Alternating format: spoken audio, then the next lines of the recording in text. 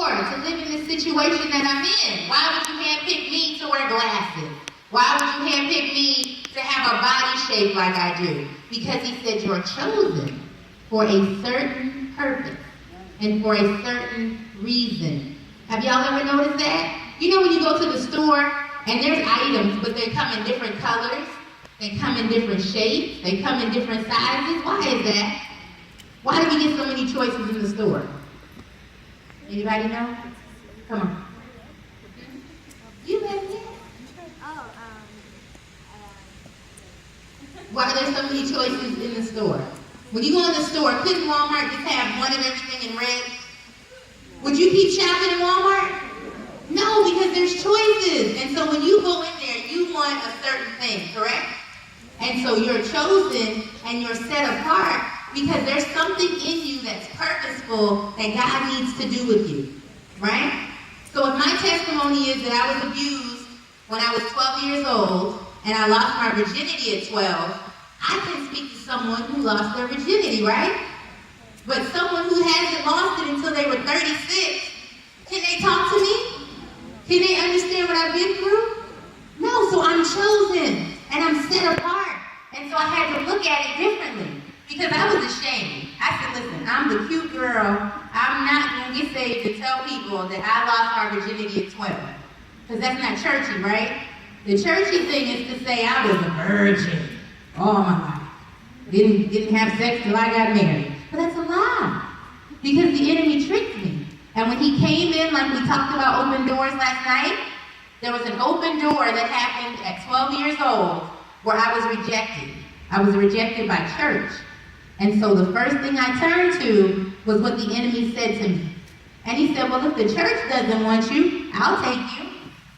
Right? And so he started bringing people into my life that would tell me things that weren't true. And so he even used people close to me. So he used my dad. So I told you I didn't grow up with my dad, right? Are y'all staying with me? Okay. I'm pretty sure at the end. I didn't grow up with my dad. So when he came in my life, he taught me the wrong things about love. What do we know love to be? Before I tell y'all the wrong things. Let me see if anybody knows. Love is pure. Very good. Come on. Love is patient. Oh, she's going to the scriptures, y'all. Come on. Selfless? Yes, love is selfless. Spiritual. Y'all got the right. Now, how old are y'all? Some of the people that answered. 19, 17. So at 19 and 17, they have the right idea about love, right? I was 12 and I had the wrong idea. So when my dad came in my life, he taught me that love was one, buying gifts. Because every time he came around, guess what he did? He bought me gifts. Good gifts too, y'all. Real good gifts. It was like Santa Claus. So I said, if he loves me, he's going to keep buying me gifts. So I put that in my love me list, okay? So I want y'all to keep up with my love me list. What's the first thing in there on my love me list? He buys me gifts. Ooh, I see like eyes rolling. People in here getting gifts already. The second thing, the second thing he taught me was breaking promises. So I would sit on my front porch, and he would say he was coming, and he never came. Or he would call and say he was on his way, and he never came. Or he would tell me, we're going here next week, get ready. And I would get dressed up, and I'd be in my brother's face like, I'm going with my daddy. And he never came. So I said, if he's my daddy, and he loves me, and he's breaking promises, this has to be love, right? So what's the second thing in my love list? And what's the first one? Yes. Anybody ever attest to that? You don't have to raise your hand. But you have people that broke promises in your life? Yeah, we attribute it to love. So I have two things wrong in my love list already, right? And I'm not even 12 yet. So my third thing was, I said he buys me gifts, he breaks promises, and the third thing is a trophy. So my dad, to this day, y'all, pray for him. He still has a thing, because he thinks, he's suave and debonair, that he always has to have a new wife. So he gets a new wife like every few years. All right? See, I'm telling the story because he's my daddy. I don't know about y'all. So every time he would come around, he would show me off to his new wife.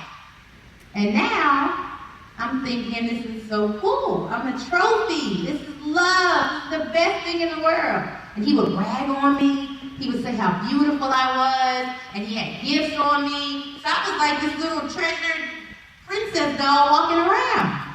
But I thought it was love, right? So y'all can tell me anything. So what's the third thing in my list?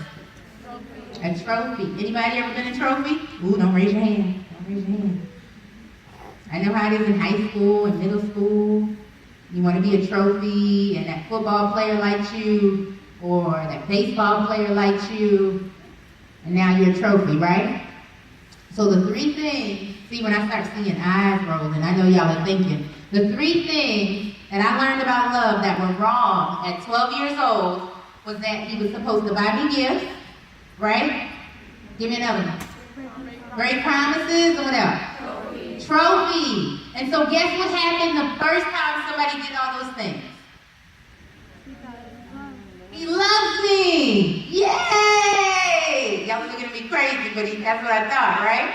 And so what did I do? When he said, I love you, and I thought he did because he did all those things, right?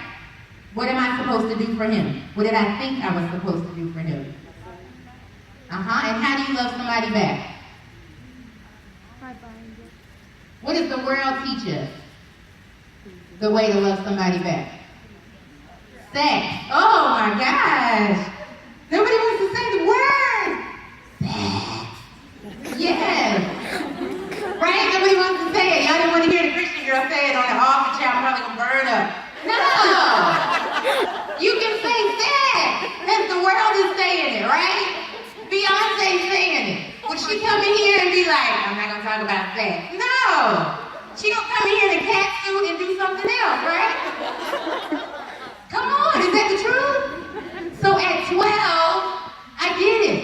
A 16-year-old gave me those three things. Bought me gifts, treated me like a trophy. He was the basketball star. And at 12 years old, I lost my virginity. I lost my very virtue.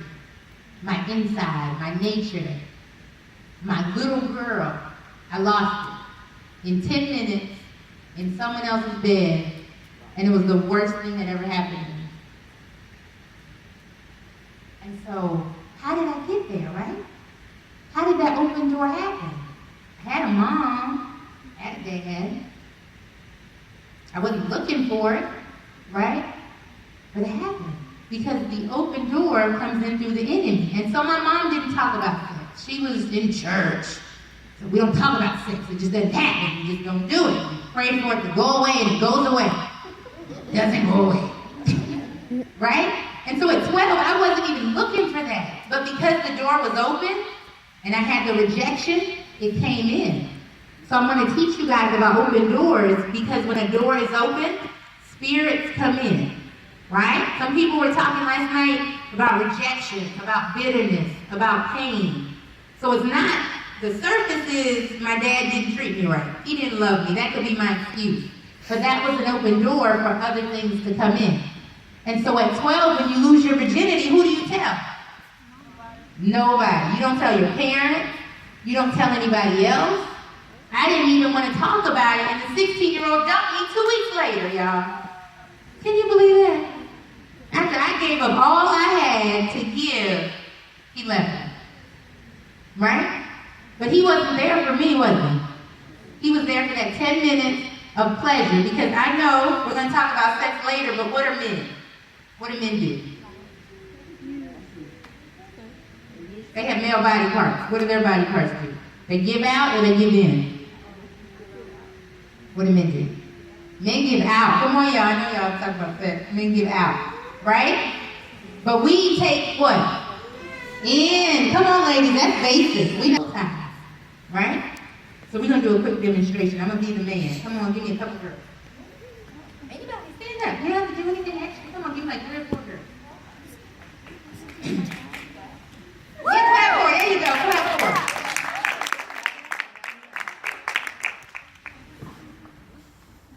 Okay, so I'm going to be the boy today, y'all. Look at my belly.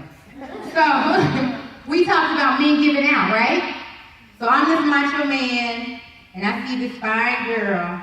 I'm like, hey, girl. I like your glasses, girl. And the way you braid your hair, that's real nice. You like the way I said that, right? I know. So here's the thing. We're out of school next week. You know, I don't really have much to do, but you can come over. You just want to watch a Netflix. I got all the new stuff. We don't have to do anything. We just gonna watch movies. I get some popcorn. I'll even take you home before it gets too late. You think you wanna come to my house? Think about it. You know you turn it down. Yeah, I don't think you should turn me down. Trust me, this is the best thing that's ever happened to me. Trust me. Okay, yes. Yes, she's gonna do it. She's gonna do it. Okay, so now you're behind me. And so we go and we Netflix and chill, right? But then the movie's over, right? And it's kind of cold. So I'm like, you want me to get a blanket? You know, because it's cold, right? So we're gonna sit here on the couch. But man, this couch is lumpy after a couple hours. You know what's way more comfortable than a couch? Oh yeah, let's go to the bed. Only because you suggested it. You know, I don't want to be too forward, you know. So let's just go to the bed, we'll lay there, watch another movie, and I'll take you home right after the movie. All right? But guess what happens, y'all? We have sex, right? So now I let her go because that was Tuesday, okay? So now it's Friday, and I need something to do for the weekend. Hey girl, that Batman movie's coming out. And I've been watching you all week at school, and I just figured, you know, you like Batman. So do I. You could be like my Catwoman, all that stuff. But you know I'm not forward, and I know you're a good Christian girl, so I don't want to mess with you or nothing. So I just want to go to a movie. Can you do that? You want to go to a movie? Oh, that's so cool. So we get to the movie, and there's nobody in the movie, right? So it's dark, and I'm like, hey girl, let me just put my arm around you. Just for a second. All right? Then my arm moves. Wait, let me just pat your leg, because your leg, you look cold. Right? Now I'm rubbing your leg, because it's cold in the movie theater. Yes, it is. And then girl, why don't you rub my leg, because I'm cold. Right? So now we're touching each other, and then I lean in, and I try to get me one, right? What am I trying to get? A kiss. Oh, y'all got it. So we in the movie theater, and we got to go quick. Right? Oh, we got some movie theater people in here. Don't tell me this. So, we got to go quick, because the lights are going to come on, right? Don't laugh too hard, y'all might tell on yourself. So we have us a little quickie in the movie theater, right? And you get behind her. So now, this is only Friday, and I've got 2 soul ties, right? But now this next girl doesn't even know anything about it, right? Because I met her, 20 miles from my house at the gas station. So she doesn't even know about these soul ties. Y'all tracking? Okay. Hey, girl. I saw you pumping gas. I just want to add a little $5 to it. Is that good? Yeah, yeah! Look at you excited!